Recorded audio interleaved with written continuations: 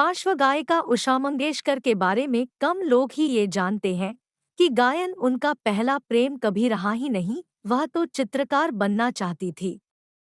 दीदी लता मंगेशकर के कहने पर वह गायन क्षेत्र में आईं और उनके गाए भक्ति गीत में तो आरती उतारू रे संतोषी माता की ने हिंदी सिनेमा के गीतों में कालजी दर्जा हासिल कर लिया। बिना किसी प्रचार प्रसार के रिलीज हुई फिल्म जय संतोषी माँ इतनी लोकप्रिय हुई कि लता मंगेशकर ने इसे देखने की इच्छा जाहिर की। अपने जन्मदिन पर अमर उजाला से बातें करते हुए उषा मंगेशकर ने गायन में अपनी शुरुआत संगीत के मशीनीकरण और फिल्मी गानों से लुप्त होती संगीत आत्मा पर खुलकर अपनी राय रखी है। जय संतोषी माँ के गीत में तो आरती उतारू रे आज भी काफी लोकप्रिय है। इस फिल्म को देखने के बाद लोगों ने शुक्रवार का व्रत रखना शुरू कर दिया था। आपके जीवन में इस फिल्म के बाद कोई बदलाव आया क्या? ऐसा कोई रहन सहन में या फिर मेरी गायकी में तो बदलाव नहीं आया। कमाल की बात यह थी कि पहले कोई संतोषी माँ का व्रत नहीं करता था और ना मैंने भी कभी इस बारे में सुना। फिल्म के रिलीज के बाद संतोषी माँ में लोगों को अटूट विश्वास हो गया। सब नए लोगों ने मिलकर फिल्म बनाई और सबकी किस्मत पलट गई। फिल्म को ऐसी कामयाबी मिली कि किसी फिल्म को इतना कामयाब होते नहीं देखा। मैं कोई दीदी लता मंगेशकर या फिर आशा भोसले जितनी बड़ी गायिका नहीं हूँ, लेकिन अपनी जगह पर ठीक हूँ।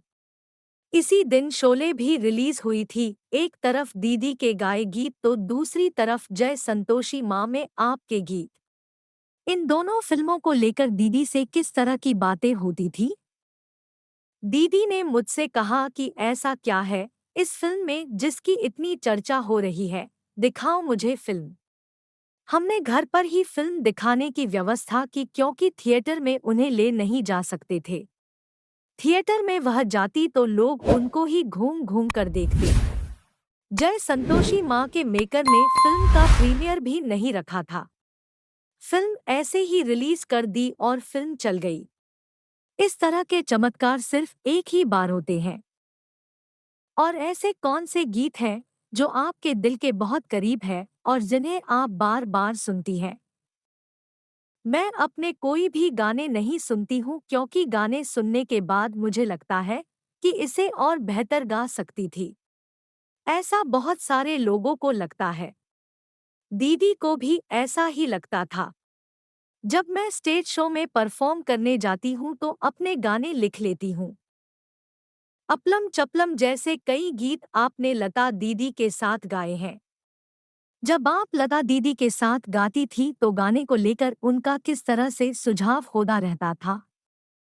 अपलम चपलम दीदी के साथ मेरा पहला गाना था। यह गाना फिल्म आजाद का है, जिसमें दिलीप कुमार, मीना कुमारी और प्राण जैसे बड़े सितारे थे। उस फिल्म के म्यूजिक डायरेक्टर सी रामचंद्र थे।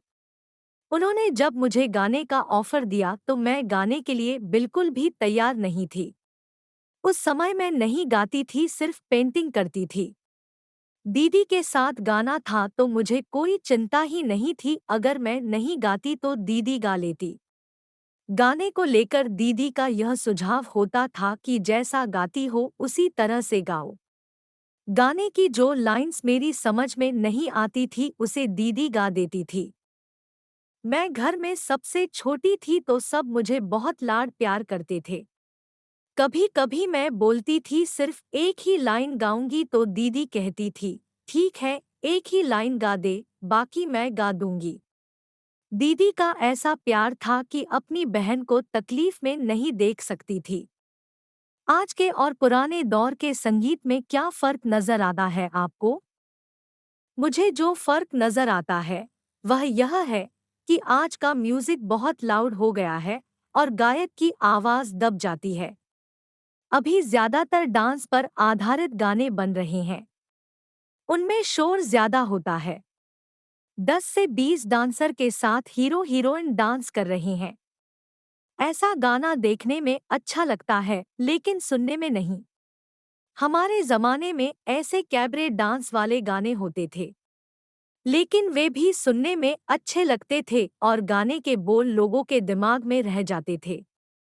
ऐसा नहीं कि आज अच्छे गीत लिखने वाले नहीं हैं, लेकिन कोई अच्छे गीत की तरफ ध्यान नहीं देता है। आज भी बहुत सारे अच्छे म्यूजिक डायरेक्टर और सिंगर्स हैं, उनसे अच्छा काम निकलवाने वाला चाहिए। जैसे मैंने राज एन सिप्पी की फिल्म इंकार का गीत मुंगरा गाया है। उसके बोल किसी को समझ में नहीं आते हैं, लेकिन सुनने के बाद लोगों को अच्छा लगता है। कुछ गाने रिदम पर भी चलते हैं।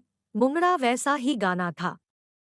पुराने दौर के गायक अमर हो गए हैं, जबकि गायकों की नई फौज पानी का बुलबुला बनकर रह गई। ऐसा क्यों? पहले एक गाना आता था तो काफी लंबे समय तक चलता था। जैसे संतोषी माँ का गीत आया, लंबे समय तक चला और लोगों के दिलों में बैठ गया।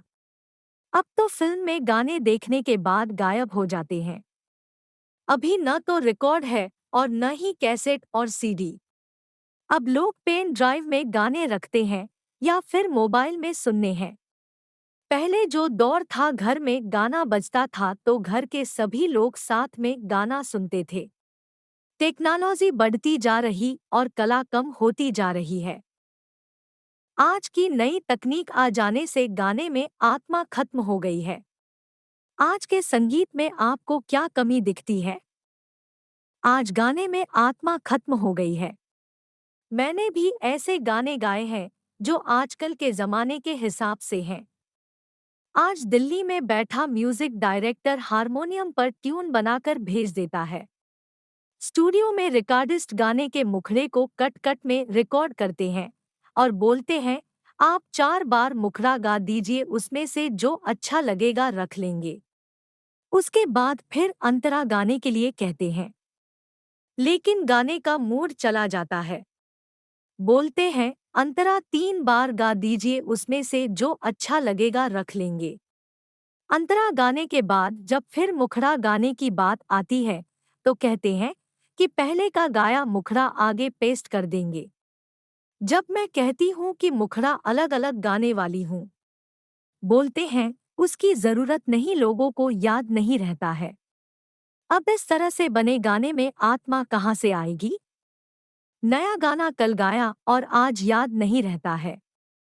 याद करने के लिए गाना 3-4 बार सुनना पड़ता है।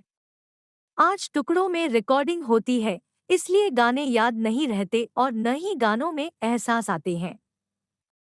यूट्यूब जैसा प्लेटफॉर्म गायकों को कितना फायदा पहुंचा सकता है। आज तो यूट्यूब के सिवाय दूसरा कोई रास्ता ही नहीं है।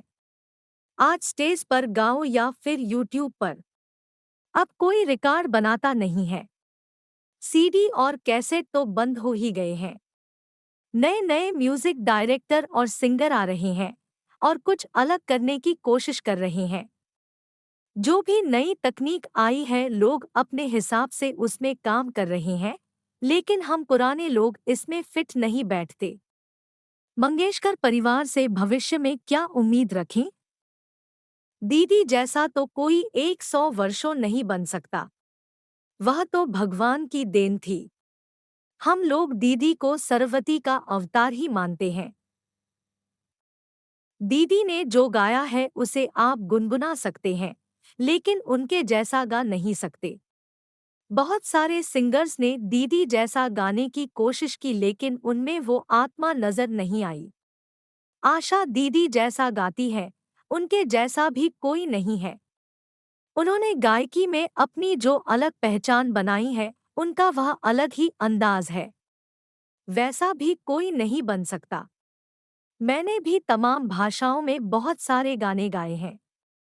मेरे गाने दीदी और आशा जितने ऊंचे तो नहीं, लेकिन मैंने जितने गाने गाए हैं उनसे पूरी तरह से संतुष्ट हूँ। आपको यह जानकारी कैसी लगी, हमें कमेंट करके अपना प्रतिभाव दें और ऐसे ही वीडियो के लिए लाइक, शेयर और सब्सक्राइब करें। धन्यवाद। जय हिंद।